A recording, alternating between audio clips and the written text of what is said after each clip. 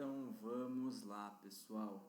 Vamos conversar um pouquinho com vocês sobre o exame neurológico do 8º ao 12º par de nervos cranianos. Pessoal, o que é importante a gente lembrar, vocês ouviram muito já do vestíbulo coclear, já viram o vídeo desse paciente, inclusive, esse paciente que apresentava head tilt. Falei para vocês, inclusive, naquele momento que a lesão que ele apresentava não era uma lesão... Onde? No tronco encefálico. Falei que era uma lesão que vocês provavelmente esperariam. Falei que era uma lesão cerebelar. Então, quando vocês virem um paciente com rotação de cabeça, desequilíbrio, eu quero que vocês aprendam a olhar também se o paciente apresenta tremor de cabeça. Se o paciente apresenta tremor de corpo. E se o paciente apresenta base ampla, com dismetria, igual aquele outro paciente lá atrás, aquele cachorrinho branco que a gente mostrou para vocês. Esse paciente ele apresenta uma lesão cerebelar, tem uma lesão do lobo flóculo-nanular, que é uma região do vestíbulo cerebelo. As lesões que geram também rotação de cabeça com head tilt, que a gente ouve e lê nos livros em inglês, elas geralmente acontecem por uma incapacidade do paciente em localizar-se adequadamente no espaço. Isso pode acontecer em diversas situações. Uma situação mais comum, que vocês estão acostumados, quando o paciente tem uma otite, uma vestibulopatia periférica, por exemplo, ou qualquer coisa que gere compressão do nervo vestíbulo coclear próximo à orelha interna.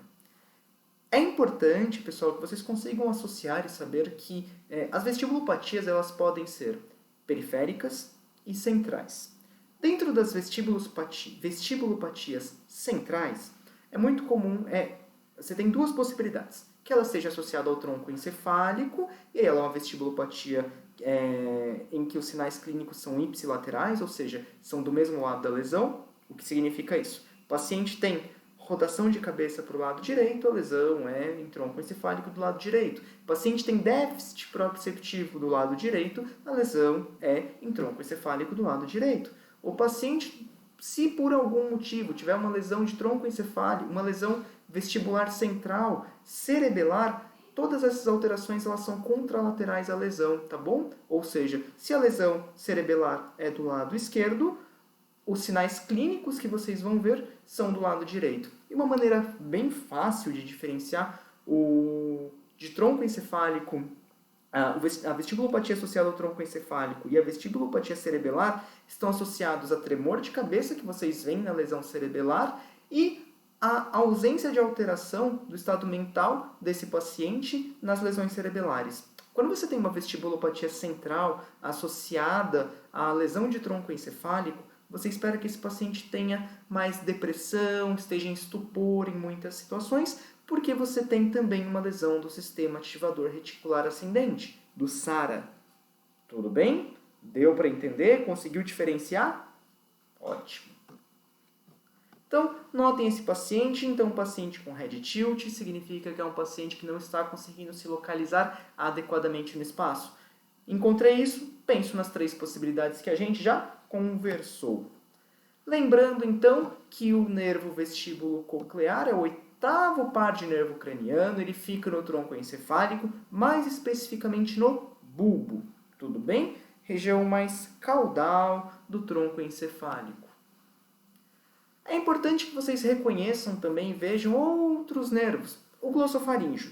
Ele é muito importante para o paladar, parte sensitiva, e para a deglutição do seu paciente. Então vocês vão testar o glossofaríngeo. Muitas vezes vocês testam o glossofaríngeo em conjunto com o hipoglosso, tá bom? Porque vocês testam oferecendo alimento para o seu paciente. Nervo vago, digamos que é um nervo absurdamente importante. Alguns pacientes podem ter, associados às lesões de nervo vago, ausência de reflexo de vômito. O paciente pode apresentar disfagia, alteração da vocalização, sinais de trato gastrointestinal, intensa cialorreia, bradicardia, bradipneia também, tá bom? Esses pacientes também eles podem apresentar um pouco mais de miose, tá bom, pessoal? Existe uma questão parasimpatomimética muito importante associada ao nervo vago. Nervo acessório, vocês vão ver um paciente no próximo vídeo.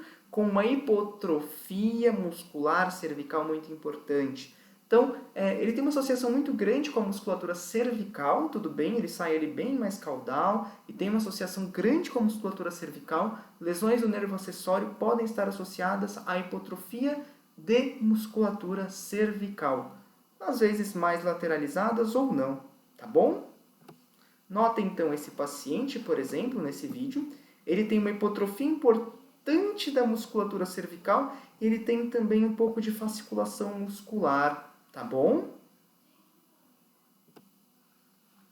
E o nervo hipoglosso, não menos importante e às vezes um pouco negligenciado, é importante que a gente observe a inervação motora da língua, que é dado pelo nervo hipoglosso. Observar se esse paciente apresenta algum desvio, se apresenta cialorreia, se apresenta alteração na movimentação de língua. É importante, por exemplo, se a gente for comparar esses pacientes. Esse paciente aqui, por exemplo, com uma língua normal, simétrica, sem nenhuma alteração. Agora, olhem esse paciente aqui, lá atrás, aquele paciente que a gente mostrou, aquele Bernese. Lembram que eu falei que ele tem uma certa assimetria facial? Que a face dele de um lado é um pouco alterada, ele tem uma alteração ali lateralizada à direita, e eu falei que a linguinha dele tinha alguma coisa diferente também. Olhem como a língua dele aqui apresenta tônus, e olhem esse lado da língua aqui dele, flácida. Esse paciente com uma alteração bastante importante de língua. Assim como esse paciente aqui que ficava com a língua o tempo todo lateralizada, uma língua muito, muito, muito flácida. Mas notem principalmente nesse Bernese como é tênue essa percepção em relação à narina, ao lábio e à língua. Uma alteração lateralizada nesse paciente para a direita, se a gente for pensar, né? Mas vejam que é uma lesão em tronco encefálico, provavelmente do lado direito, levando a alteração visível para a gente em 7º par de nervo craniano e em 12º. Tudo bem? Bom, então a gente tem que lembrar então de todas as porções anatômicas do nosso encéfalo, lembrando que a gente tem a porção telencefálica e a porção diencefálica, a porção do tronco encefálico, com mesencéfalo, pontibubo e o cerebelo.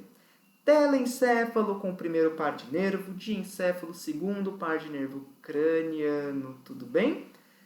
Vocês devem se lembrar também, pessoal, que no tronco encefálico nós temos todos os outros pares de nervos cranianos, tudo bem?